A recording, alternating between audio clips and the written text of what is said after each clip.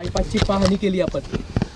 हा धुळ्याहून नागपूरकडे जाणारा national highway Tarsod Jalgaon bypass या ठिकाणी आहे आणि हा या पावसामुळे इतका वाईट पद्धतीने आता दसलेला आहे। म्हणजे हा आरोबी आहे, रेल्वेच्या वरून हा ब्रिज गेलेला आहे आणि रेल्वेचे पट्टी जर आपण सोडली लाईन सोडली तर त्याच्या बाहेर जो आपण त्या ठिकाणी मुरुम टाकलेला असतो त्याला सरफेस केलेला असतो तो अतिशय वाईट पद्धतीने दसलेला आहे।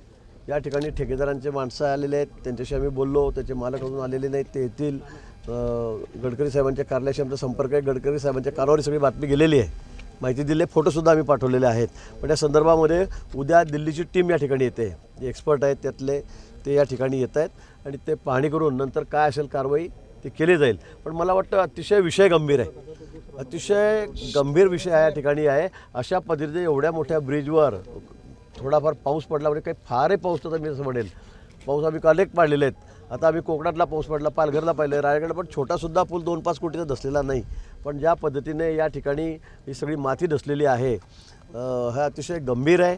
माननीय गडकरी साहेबांच्या कानावर मी सर्व टाकलेलं आहे, त्यांनी सांगितलं की जर कडक ॲक्शन आपण त्या ठिकाणी घेऊ, पण मोठी दुर्घटना टळली असे म्हणायला हरकत नाही। अन्यथा या ठिकाणी वाहनं चालले असताना जर असं झालं असतं तर मला वाटतं मोठी दुर्घटना त्या ठिकाणी झाली असती। पण या संदर्भामध्ये तर आम्ही सर्वजण, म्हणजे मी बाहेरगावी होतो, रात्री नाशिकहून आलो, गुलाब भाऊ पण या ठिकाणी बाहेर, आम्ही आज ठिकाणी आलो, राजू मामा इथले आमदार आहेत, आम्ही या ठिकाणी आलेलो आहोत। पण कडक कारवाई करण्याच्या संदर्भामध्ये ठेकेदारावर मग त्याला ब्लॅकलिस्ट करा, त्याच्यावर कारवाई करा, कारण एक ठेकेदार काम घेतो, दुसऱ्याला सबलेट करतो, तो तिसऱ्याला सबलेट करतो, अशा पद्धतीने काम चाललेलं आहे आणि म्हणून त्याच्यावर कठोर कारवाई झाली पाहिजे अशी मागणी आम्ही गडकरी साहेबांकडे केलेली आहे। एवढा मोठा विषय होता, एवढा रेल्वेचा एकीकडे बघायला गेलं तर रस्त्याचे जे चाऱ्या ज्या आहेत त्या दिसू नको त्याकरता या ठिकाणी 6 महिन्यापूर्वी मात्र कुठलीही दखल घेतली गेली नाही। नाही, या संदर्भामध्ये आपल्या इथल्या खासदार स्मिताताई वाघ यांनी वारंवार तक्रार केली आहे, ठेकेदाराला सुद्धा वॉर्निंग दिली होती, गडकरी साहेबांकडे सुद्धा पत्र देऊन त्यांनी तक्रार केलेली आहे। पण ठेकेदाराला वारंवार सांगूनसुद्धा त्यांनी त्याच पद्धतीने काम केलं, अतिशय चुकीच्या पद्धतीने काम केलेलं आहे। मला वाटतं त्यामुळे सगळी माती दसलेली आहे। मला वाटतं गडकरी साहेब या बाबतीमध्ये त्यांनी गांभीर्याने विषय घेतलेला आहे आणि ते ठेकेदारावर अतिशय कठोर कारवाई, कडक कारवाई करतील। एक मिनिट, एक सगळ्यात महत्त्वाचं आहे की हा एवढा मोठा गंभीर विषय आहे, रेल्वेचे हजारो गाड्या जातात म्हणजे रोज, हा पूर्ण सेंट्रल गव्हर्नमेंट सुद्धा याच्यात झाली असती। असं असताना लोकप्रतिनिधी हाताशे, लोकप्रशासन हाताशे, ह्या अशा प्रकारच्या जे कामं होत असतात ती गंभीर गोष्ट आहे। मला वाटतं आरोबी जो आहे, रेल्वे लाईन आहे, रेल्वे लाईनच्या वरतून जो पूस गेला त्याला काही झालेलं नाही आहे, पण जिथून आपण मातीचा भराव टाकतो खाली उतरायसाठी दोन्ही बाजूने, कारण हा मोठा हायवे, नॅशनल हायवे आहे मोठा, आणि त्या ठिकाणी ही माती दसलेली आहे। रेल्वेच्या वरून जो ब्रिज गेलेला आहे त्याला कुठेही धक्का नाही आहे किंवा त्याला कुठेही डॅमेज नाही आहे, पण माती दसल्यामुळे आणि त्यात विशेष करून मला असं वाटतं काळी माती त्यांनी टाकलेली आहे, मुरुम टाकलेलं दिसत नाही, आता बघू सगळं तपासणी होईल खोदल्यावर त्या ठिकाणी, पण ही काळी माती टाकल्यामुळे मला असं वाटतं हा पुढचा भराव जो आहे हा दसलेला आहे। पण रेल्वेला कुठेही डॅमेज नाही आहे किंवा रेल्वेच्या वरती जो पूल गेलेला आहे तो कुठेही डॅमेज झालेला नाही, सुदैवाने। चौथा दिवस आहे, आपण जर पाहिलं अजूनही प्रॉपर इन्स्पेक्शन या साऱ्या घटनेचं झालेलं नाहीये। ठेकेदाराकडून जर आपण पाहिलं तर बलमपट्टी आणि बलमपट्टी करून चालणार नाही, हे सगळं काढून आपल्याला पुन्हा नवीन करावं लागेल। हे असं नाही की ते डांबर टाकून दिलं, थोडीशी माती टाकून दिली आणि काम सुरू केलं, असं करता येणार नाही। मोठा अपघात या ठिकाणी होईल आणि ठेकेदाराची टीम जी एक्सपर्ट आहे त्यांचे ते येऊन गेले असं म्हणतायत। तर मी नाशिकला होतो, आम्ही इथे कोणी नव्हतो, पण ती काल त्यांची टीम आली।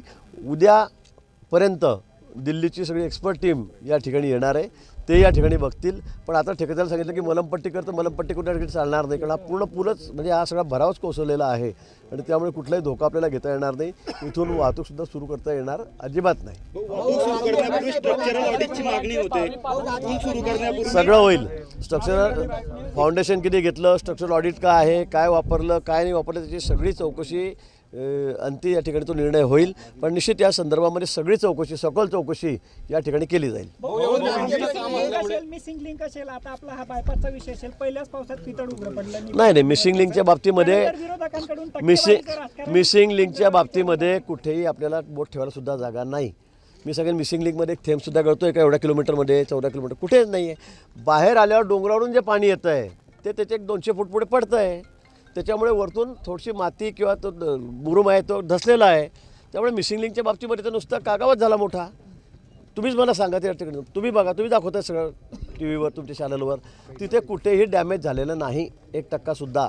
फक्त बाहेर पडल्यावर एक 100-200 फूट त्या ठिकाणी वरतून पाणी आलं, कारण पाऊसच तेवढा झाला, विक्रमी पाऊस यावेळेला, आणि त्यामुळे वरतून जे सगळ्या वॉटरफॉल आला, पाणी आलं आणि त्याच्यामुळे ते काही मुरुम दगड त्या ठिकाणी घेऊन आलं आणि म्हणून त्या ठिकाणी तो रस्ता बंद पडला तर थोडा वेळापुरता, काही काळापुरता.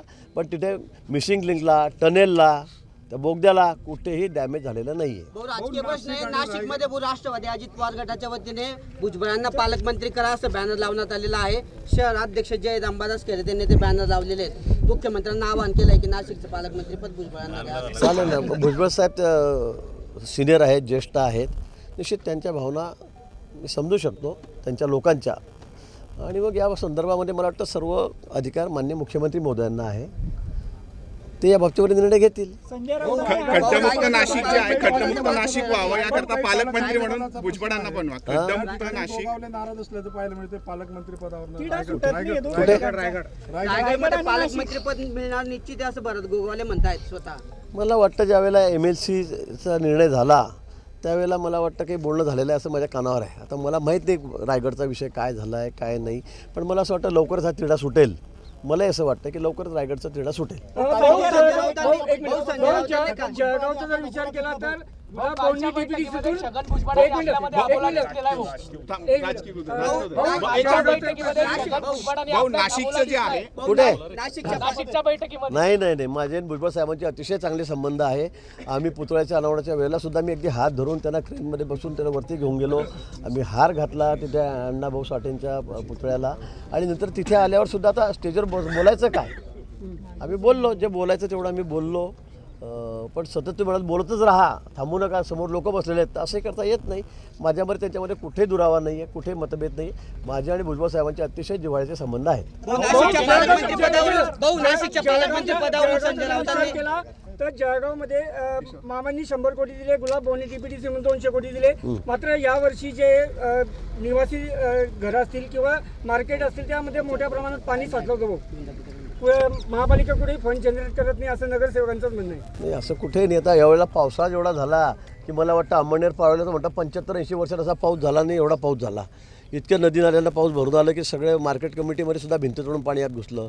आपण पालघर बघा, रायगड बघा, पुण्याला कसाचा ढीग असा गेला की त्याच्यामध्ये 10 लोक मृत्युमुखी पडलेत, इमारती पडते. मला वाटतं हे नैसर्गिक कोप आहे. एवढा पाऊस झाल्यावर नुकसान होणं एक ग्राह्य आहे. दरवर्षी कुठे ना कुठे ढगफुटी होते. आता गुजरातमध्ये आपण गेला, आसाममध्ये गेला तर आपण बघा कधी 100 वर्षात नसेल एवढा पाऊस आणि एवढं पाणी शहरामध्ये 15-15 फूट 12-12 फूट पाणी सगळ्या दूरच्या ठिकाणी आहे. आणि म्हणून मला असं वाटतं की ही नैसर्गिक आपत्ती आहे. त्यामुळे आपण किती पैसे टाकले काही केलं तर सगळे थांबून जाईल किंवा पाऊस पडणार नाही, ढगफुटी होणार नाही असं आपल्याला म्हणता येणार नाही. हा त्याच्या अवेळी म्हणजे अतिशय इतका अवकाळी पाऊस म्हणणार नाही मी याला, हा मान्सूनचाच पाऊस आहे. पण या ठिकाणी इतका मोठ्या प्रमाणात पाऊस झालेला आहे की त्याला सगळ्या यंत्रणा अपुऱ्या पडलेल्या आहेत. पालघरला मी स्वतः होतो, रायगडला मी स्वतः होतो, पुण्याला होतो, नाशिकला होतो, मुंबईला होतो, सगळ्या दूरच पाणी शहरामध्ये पाणी गेलेलं आहे. नाशिकच्या पालकमंत्री पदावरून संजय राऊतांनी वक्तव्य केलंय भाऊ. त्यांनी म्हटलंय की तुम्हाला जर पालकमंत्री पद मिळत असेल आणि खड्डे दूर होणार असतील तर चालेल. मात्र त्यांनी तुमचा जो उल्लेख आहे भाऊ चंपतराय म्हणून केलेला आहे. त्यांना सगळी मुभा आहे. त्यांना काय, त्यांना कोण थांबवू शकतं? त्यांना कोण थांबवू शकतं? आता मला त्याच्यावर फार काही जास्त बोलायचं नाही किंवा त्याच्यासारखं मी बोलू शकत नाही, माझ्यावर बंधनं आहेत. पण मला वाटतं त्यांना सगळी ती मुभा आहे बोलायची. ते वाटेल ते तर ते पंतप्रधानाबद्दल काय बोलतात, मी सांगितलं मागच्या वेळेला, ते चीफ जस्टिसबद्दल बोलतात, कमिशन निवडणूक आयोगाबद्दल बोलतात, आमच्या अमित भाईंबद्दल बोलतात, ते शिंदे साहेब बोलतात, देवेंद्रजीबद्दल बोलतात. त्यांच्या कुठे जिभेला आड आहे. त्यांना काय आहे, त्यांना काही आगडांना पिछाडा कुठे लोकांमध्ये जाऊन निवडून यायचं नाही आहे, बरोबर आहे. त्यांना आता ते मागच्या दराने आम्ही मागच्या वेळेला टाकलं म्हणून ते खासदार झाले. एखाद्या मतदारसंघात निवडून या, एखाद्या मतदारसंघात फॉर्म भरा. त्यांना काही लोकांशी घेणं देणं नाही आहे. ते काय बोलतात काय नाही, त्यांच्या जिभेला हाड नाही आहे. त्यामुळे त्यांना काय चंपतराय म्हणू द्या किंवा अजून कोणता राय म्हणू द्या. गृहमंत्री पंतप्रधान हरवले वा असं पण बोलले. हां गृहमंत्री अरे जाऊ द्या, आता त्यांच्यावर काही देवेंद्र फडणवीस यांचे काका जे आहेत त्यांनी असं म्हणाले की पुण्यातून जे आहे देशाचे पंतप्रधान होणार आहे. देवेंद्र काय त्यांचं मत असू शकतं ना, त्याला काय प्रत्येकाचं मत असू शकतं नाही का. आता हे मला सांगा, तुम्ही वारंवार तुमचे राऊत साहेब म्हणतायत की उद्धवजींसारखं नेतृत्व देशाला मिळालं तर फारच भाग्य होईल देशाचं. आता किती मोठा जोक आहे तुम्हाला, तुम्ही सांगा बरं. देवेंद्रजीमध्ये मग तसं काय कमी आहे? आहे सर्व गुण संपन्न आहेत देवेंद्रजी आमचे, पण त्यांच्या काकांनी म्हटले त्यांचं वैयक्तिक मत असू शकतं. तुम्हालाही वाटतं की देशाचे तुम्हालाही वाटतंय का भाऊ तुम्हालाही वाटतंय का देवेंद्र फडणवीस जे आहे ते पंतप्रधान व्हावं? मिळाली पाहिजे, महाराष्ट्राला एकदा संधी मिळाली पाहिजे. काय म्हणून काय म्हणून पंतप्रधानाची मिळाली पाहिजे ना, काय त्याला काय वाईट काय त्याच्यामध्ये? मराठी माणूस आमचा मराठी माणूस, आमच्या राज्यातला माणूस या ठिकाणी पंतप्रधान झाला तर वाईट काय? पुढे भविष्यामध्ये अजून भरपूर वेळ आहे. देवेंद्रजींचं वय कमी आहे. गुलाबभाऊ सांगतील, गुलाबभाऊ सांगतील. कोणाचा अहो चेहरा जे मुख्यमंत्री कधी कोरोनाच्या काळामध्ये घराची पायरी तरी ओलांडली नाही, एका माणसाला मदत केली नाही, मंत्रालयात आले नाहीत, आता त्यांना देशाचं पंतप्रधान केलं तर देशाचं काय होईल हे आता तुम्हीच बघा, तुम्हीच ठरवा. गडकरी होणारा पाहिजे भाऊ, गडकरी होणार का देवेंद्र फडणवीस व्हायला पाहिजे असं काय वाटतं आपल्याला? आपल्या पसंतीचा व्यक्ती कोण वाटतं काय? महाराष्ट्रातला? पंतप्रधान म्हणून आपल्या ते पसंती सगळा निर्णय तो वरिष्ठांचा आहे, आमच्या वरिष्ठ पातळीवरचा आहे. दिल्लीला सगळे आमचे हायकमांड बसलेले आहेत, ते तो निर्णय करतात. इथे बसून पंतप्रधान पदाची चर्चा आपण करणं म्हणजे फारच बालिश होईल ते माझ्या